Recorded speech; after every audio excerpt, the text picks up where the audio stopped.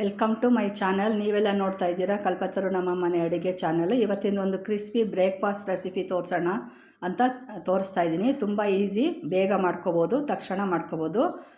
ಬನ್ನಿ ಯಾವ ಥರ ಮಾಡೋದು ಅಂತ ನೋಡ್ಕೊಳ್ಳೋಣ. ಈಗ ಒಂದು ಈರುಳ್ಳಿ, ಒಂದು 4-5 ಈರುಳ್ಳಿನ ಸಣ್ಣ ಸಣ್ಣದಾಗಿ ಉದ್ದುದ್ದಾಗಿ ಹೆಚ್ಚಿ ತೆಳುವಿಗೆ ಹೆಚ್ಕೊಂಡಿರಬೇಕು. ಹೆಚ್ಕೊಂಡಿರೋದ್ರೆ ನಾನಿಲ್ಲಿ ಒಂದು 3-4 ಈರುಳ್ಳಿ ತೊಗೊಂಡಿದ್ದೀನಿ.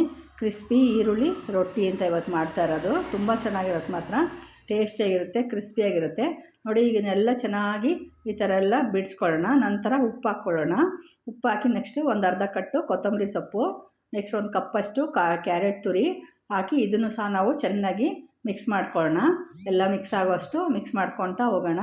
ಯಾರೆಲ್ಲ ಫಸ್ಟು ಈ ನಮ್ಮ ಚಾನಲ್ ನೋಡ್ತಾ ಇದ್ದೀರೋ ಅವರೆಲ್ಲ ಖಂಡಿತ ಸಬ್ಸ್ಕ್ರೈಬ್ ಮಾಡೋದನ್ನು ಮರಿಬೇಡಿ. ಈಗ ನೆಕ್ಸ್ಟ್ ನಾನು ಚಿಲ್ಲಿ ಫ್ಲೇಕ್ಸ್ ಹಾಕ್ತಾಯಿದ್ದೀನಿ. ಬೇಕಾದ್ರೆ ನೀವು ಹಸಿಮೆಣ್ಸಿನ್ಕಾಯಿನ ಬೇಕಾದ್ರೂ ಹಾಕ್ಕೋಬೋದು. ಈಗ ನೆಕ್ಸ್ಟ್ ಒಂದು ಕಪ್ಪಷ್ಟು ಅಕ್ಕಿ ಹಿಟ್ಟು ಹಾಕ್ತಾಯಿದ್ದೀನಿ. ಅಕ್ಕಿ ಹಿಟ್ಟು ಹಾಕಿ ನಂತರ ಚಿರೋಟಿ ರವೆ ಇರುತ್ತಲ್ಲ, ಚಿರೋಟಿ ರವೆ ಅದನ್ನು ಅಷ್ಟೇ ಒಂದು ಕಪ್ಪಷ್ಟು ಹಾಕ್ತಾಯಿದ್ದೀನಿ. ಇಲ್ಲ ನೀವು ಬೆಂಗಳೂರು ರವೆನೇ ಬೇಕಾದ್ರೆ ಸಣ್ಣದಾಗಿ ಮಿಕ್ಸಿಲಿ ಪುಡಿ ಮಾಡ್ಕೊಂಡು ಹಾಕ್ಕೋಬೋದು. ನಂತರ ಇದನ್ನೆಲ್ಲ ನಾವು ಚೆನ್ನಾಗಿ ಮಿಕ್ಸ್ ಮಾಡ್ಕೊಂಬಿಡೋಣ.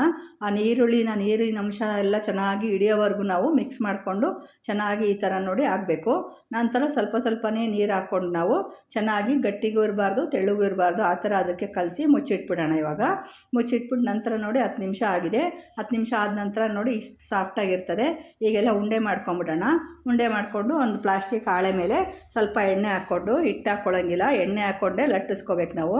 ಚೆನ್ನಾಗಿ ಕೈಯಲ್ಲಿ ತಟ್ಕೋಬೋದು.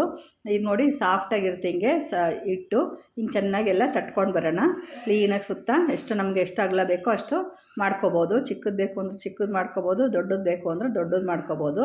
ನೋಡಿ ಈಗೆಲ್ಲ ಚೆನ್ನಾಗಿ ಹಿಂಗೆ ಎಣ್ಣೆ ಹಾಕ್ಕೊಂಡು ನಾವು ಇದು ತಟ್ಕೊಳ್ಳೋಣ. ಈಗ ಈರುಳ್ಳಿ ರೊಟ್ಟಿನ ಖಂಡಿತ ಬಿಟ್ಕೊಳ್ಳೋದಿಲ್ಲ, ಚೆನ್ನಾಗಿ ಬರುತ್ತೆ. ಆರಾಮಾಗಿ ತಟ್ಕೋಬೋದು. ಈಗ ನೋಡಿ ಈ ಥರ ಎಲ್ಲ ತಟ್ಕೊಂಡಿದ್ದೀನಿ ನಾನು. ಈಗ ನಾನು ಹೆಂಚು ಕಾಯಕ್ಕೆ ಇಟ್ಟಿದ್ದೀನಿ. ಸ್ವಲ್ಪ ಎಣ್ಣೆ ಹಾಕ್ಕೊಂಡು ಮತ್ತೆ ಇದು ಮಾಡ್ಕೊಳ್ಳೋಣ.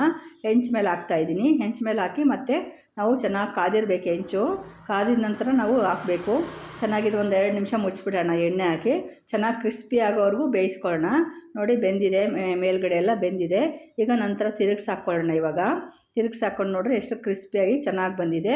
ಈ ಥರ ಎರಡೂ ಬದಿಲೂ ನಮಗೆ ಚೆನ್ನಾಗಿ ಕ್ರಿಸ್ಪಿ ಆಗೋವರೆಗೂ ನಾವು ಬೇಯಿಸ್ಕೋಬೇಕಾಗತ್ತೆ ಈರುಳ್ಳಿ ರೊಟ್ಟಿನ. ತುಂಬ ಚೆನ್ನಾಗಿರುತ್ತೆ ಮಾತ್ರ. ಬೆಳಗಿನ ಬ್ರೇಕ್ಫಾಸ್ಟಿಗೆ ಬಿಸಿ ಬಿಸಿ ತಿಂತಾಯಿದ್ರೆ ಮತ್ತೆ ತಿನ್ನೋಣ ಅನಿಸುತ್ತೆ. ನೋಡಿ ಸರ್ವಿಂಗ್ ಮಾಡ್ತಾಯಿದ್ದೀನಿ. ಚಟ್ನಿ ಜೊತೆ ಸರ್ವ್ ಮಾಡ್ತಾಯಿದ್ದೀನಿ. ಖಂಡಿತ ಈ ವಿಡಿಯೋ ಇಷ್ಟ ಆಯಿತು ಅಂದರೆ ಲೈಕ್ ಮಾಡೋದನ್ನ ಮರಿಬೇಡಿ. ನೆಕ್ಸ್ಟ್ ವಿಡಿಯೋಗೆ ಸಿಗೋಣ. ಓಕೆ, ಟೇಕ್ ಕೇರ್, ಬಾಯ್ ಬಾಯ್.